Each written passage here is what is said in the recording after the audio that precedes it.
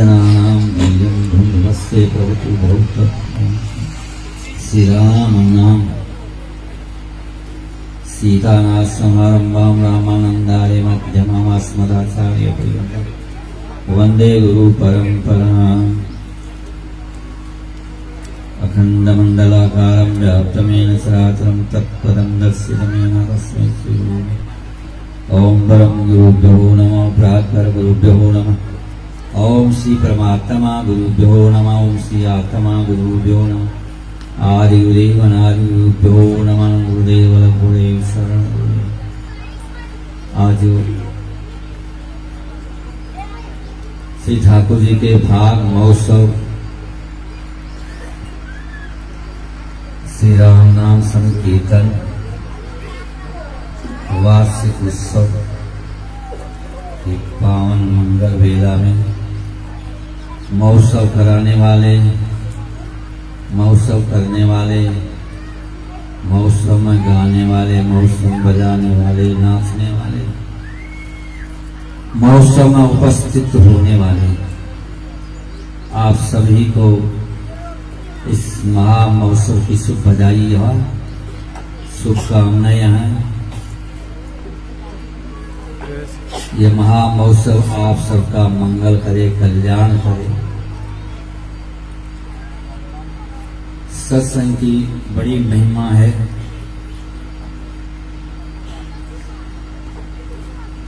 एक घड़ी आधी घड़ी आधी में बुनियाद तुलसी संगत सार हरे को अपराध। तुलसी महिमा सत्संग की हरे को अपराध।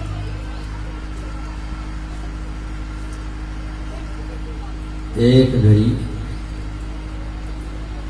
घड़ी में 24 मिनट होती है। एक घड़ी का बहुत बड़ा महत्व बताया। अगर किसी को एक घड़ी का भी समय नहीं हो, 24 घंटे का, 24 मिनट का, 24 मिनट की एक घड़ी होती है, तो एक घड़ी का भी बहुत महत्व है।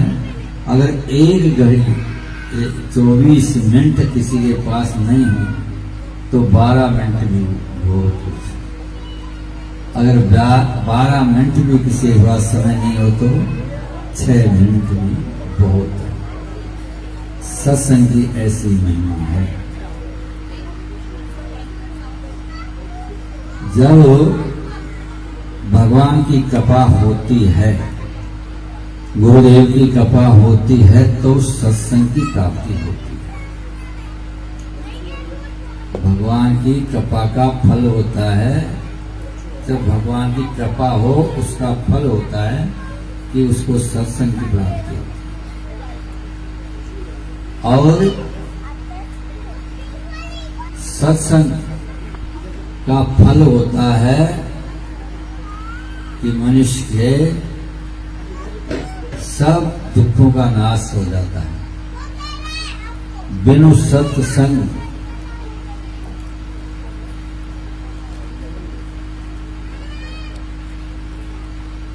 राम कृपा बिनु मिलई न सत्संगा। राम कृपा बिनु मिलई नहीं सत्संगा।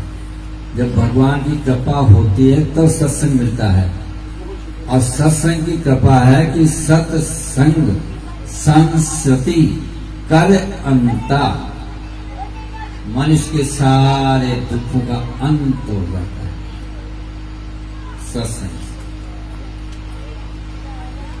सत्संग कराने का महत्व, सत्संग करने का महत्व, सत्संग में आने का महत्व। एक बार विश्वामित्र जी ने कहा कि सत्संग से तो ज्यादा तपस्या का फल होता है, तपस्या ज्यादा बड़ी होती है।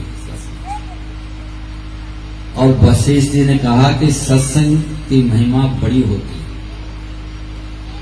तो दोनों में आपस में संघर्ष हुआ।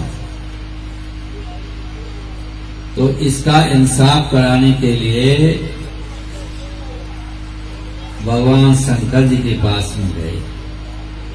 तो भगवान शंकर ने मना कर दिया कि भाई मैं जानता हूं, मतलब मुझे मालूम है कि भगवान के नाम की बहुत बड़ी महिमा है, सत्संग की बहुत बड़ी महिमा है, लेकिन मैं कह नहीं सकता।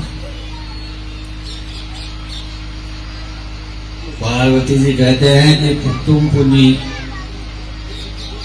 राम राम दिन राति सादर जपो अनगाराती।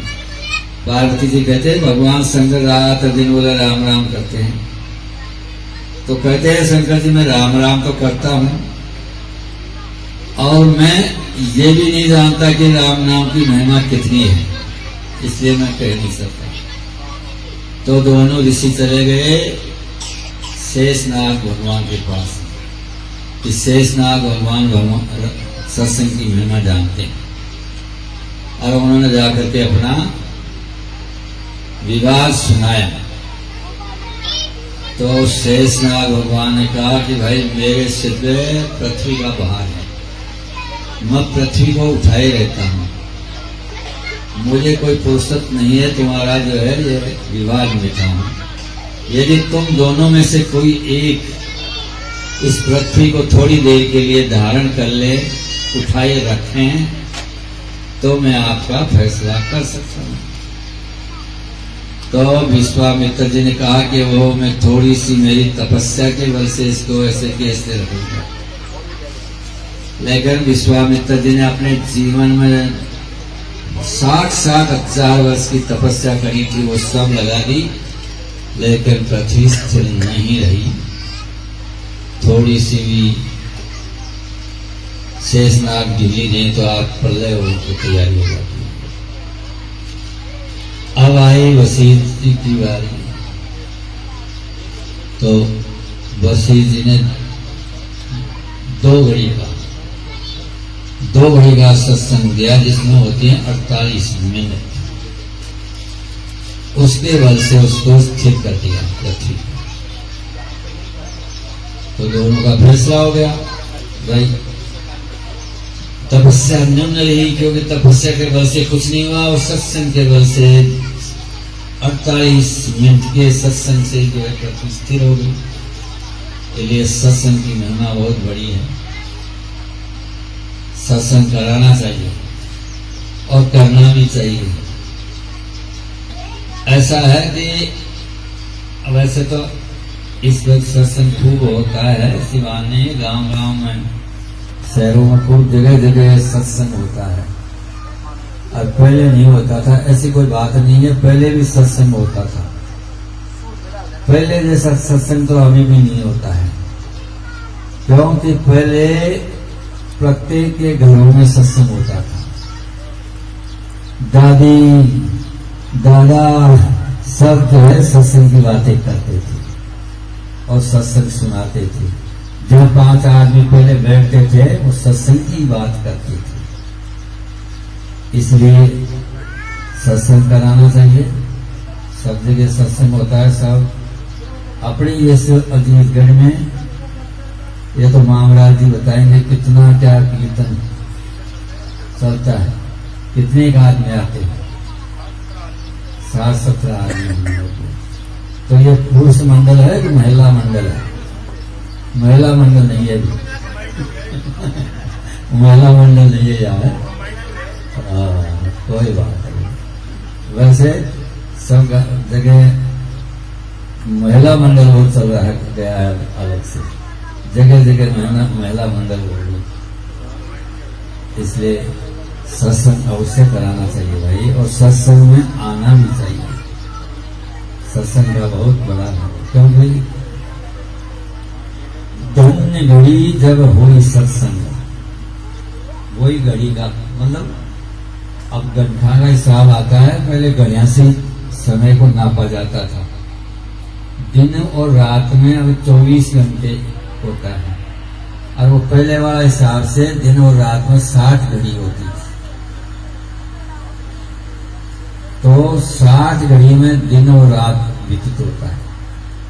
तो कहते हैं कि धन्य घड़ी जब हुई सत्संगा, वही घड़ी धन्य है।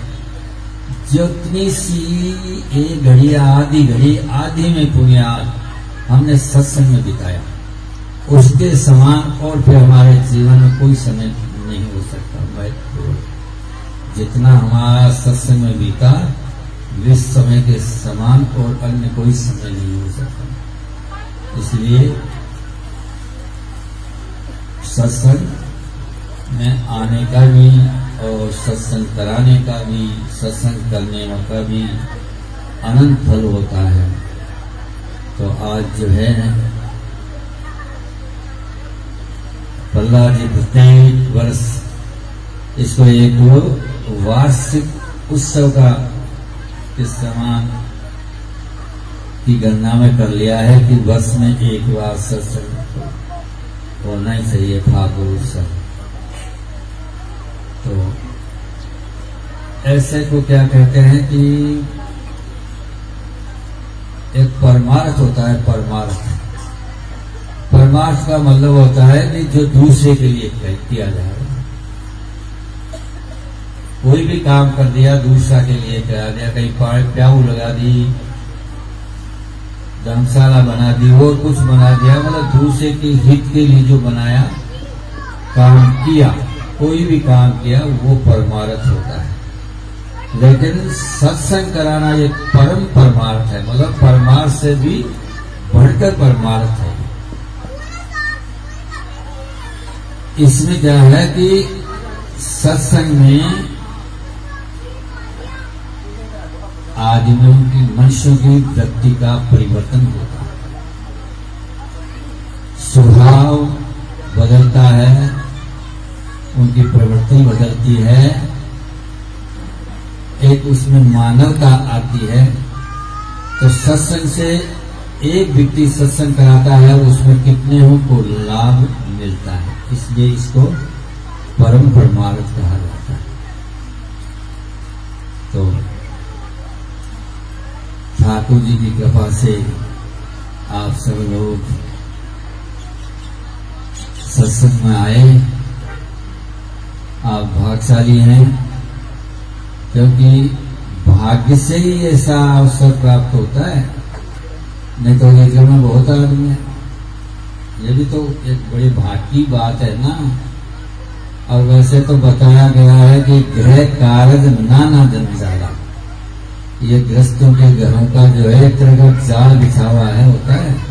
इस जाल में निकल के आना बड़ा मुश्किल होता है। जिस पे भगवान की कृपा होती है या घर वालों की कृपा होती है तो वो सत्संग में आ पाता है, नहीं तो फिर कई बातें हो जाती है, अशांति पैदा कर देते हैं लोग, कहाँ गए, कहाँ क्या हुआ। इसलिए आप सबकी, सत्संग कराने वालों की, करने वालों की, सत्संग में आने वालों की जीवन की शुभकामना चाहते हैं भगवान से, गुरुदेव से, कि आपका जीवन शांतिमय, सुखमय, निरोगतामय बने। ऐसी भगवान का बात सदगुरु